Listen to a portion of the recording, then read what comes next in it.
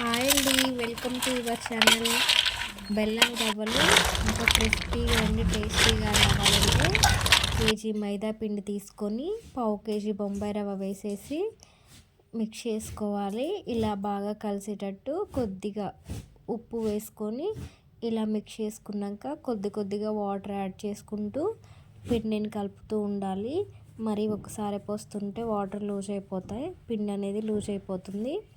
కొద్దిగా పోసుకుంటూ మెత్తగా పిండిని సాఫ్ట్గా కలిపి పక్కన పెట్టుకొని ఇలా చిన్న బాల్స్ లాగా చేసుకొని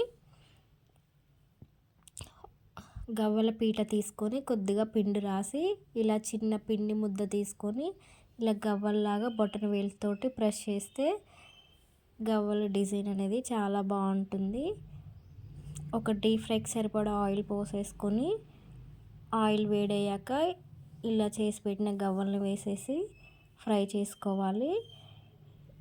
ఇలా కలుపుతూ ఫ్రై చేసుకుంటూ ఉండాలి. గోల్డెన్ కలర్ వచ్చేంత వరకు ఫ్రై చేసుకొని తీసి గిన్నెలోకి పక్కన వేసేసుకోవాలి.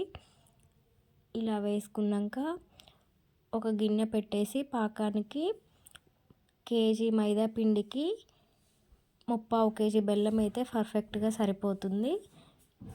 వేసి కొద్దిగా పావు గ్లాస్ వాటర్ పోసి ఇలా ఉడికించుకోవాలి. బెల్లాన్ని పాకం వచ్చేలాగా ఉడికించుకుంటూ ఉండాలి. ఇలా వీడియోలో చూపిస్తున్నట్టుగా ఉడికించుకొని ఇలా ఉడికాక ఒక ప్లేట్ తీసుకొని పాకం వచ్చిందో లేదో చెక్ చేసుకోవాలి. కొద్దిగా వేసుకొని చేతితోటి ఇట్లా ప్రెస్ చేస్తే అది తీసుకొని తునిగితే పాకం అనేది పర్ఫెక్ట్గా వచ్చింది. దీనికి ఉండ పాకం అయితే సరిపోతుంది గవ్వలకి. ఇందాక ఫ్రై చేసి పెట్టిన గవ్వల్లోకి ఇలా పాకం పోసుకుంటూ మిక్స్ చేసుకుంటూ కలుపుతూ ఉండాలి. ఆ పాకం అనేది గవ్వలకి మంచిగా పడుతుంది. గవ్వలు కూడా చాలా టేస్టీగా ఉంటాయి. ఇదంతా కలిపాక గవ్వలు అనేది సపరేట్ చేసుకోవాలి. కొద్దిగా వేడి ఉన్నప్పుడు అన్నీ సపరేట్ చేసుకొని ఆరబెట్టేసుకోవాలి. అంతేనండి, ఎంతో ఈజీగా చేసుకోవాలి.